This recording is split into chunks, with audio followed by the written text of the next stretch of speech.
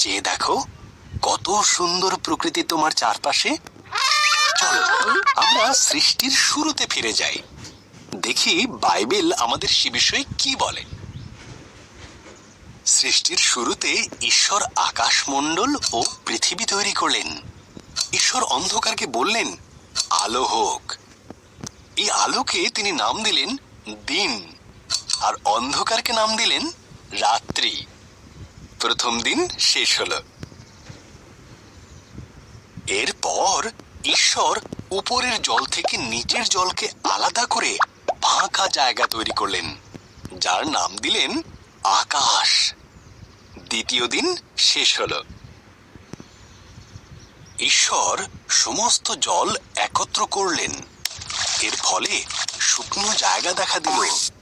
তিনি শুকনো জায়গার নাম দিলেন ভূমি, আর জমা জলের নাম দিলেন সমুদ্র। তারপর তিনি তৈরি করলেন ঘাস, শস্য ও গাছপালা। তৃতীয় দিন শেষ হলো। এরপর ঈশ্বর আকাশে বিভিন্ন আলো তৈরি করলেন, দিনের জন্য সূর্যকে আর রাতের জন্য চাঁদ ও তারাদের তৈরি করলেন। চতুর্থ দিন শেষ হলো।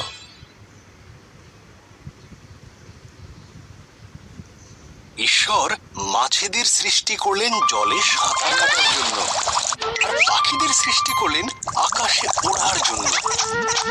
তোমাদের সন্তান হোক, তিনি তাদের বললেন, তোমরা বংশবৃদ্ধিতে ও সুরে পৃথিবীকে ভরিয়ে দাও। পঞ্চম দিন শেষ হল। এরপর ঈশ্বর পশুদের সৃষ্টি করলেন। তিনি গৃহপালিত পশু, বন্য পশু ও সরীসৃপ প্রাণী তৈরি করলেন। ঈশ্বর বললেন, আরো একটি সৃষ্টি বাকি আছে, যা সবার মধ্যে অত্যন্ত মূল্যবান।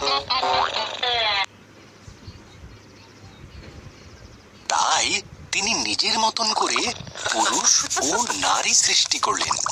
তিনি বললেন, তোমাদের সন্তান হোক, পৃথিবীর দায়িত্ব নাও, মাছ ও পশু পাখিদের যত্নে রেখো। ষষ্ঠ দিন শেষ হল। এরপর ঈশ্বর দেখলেন তাঁর সমস্ত সৃষ্টিকে খুব সুন্দর। তিনি বললেন, এই সপ্তম দিনে তিনি বিশ্রামে গেলেন এবং দিনটিকে স্মরণীয় করে রাখলেন। সপ্তম দিন শেষ হলো।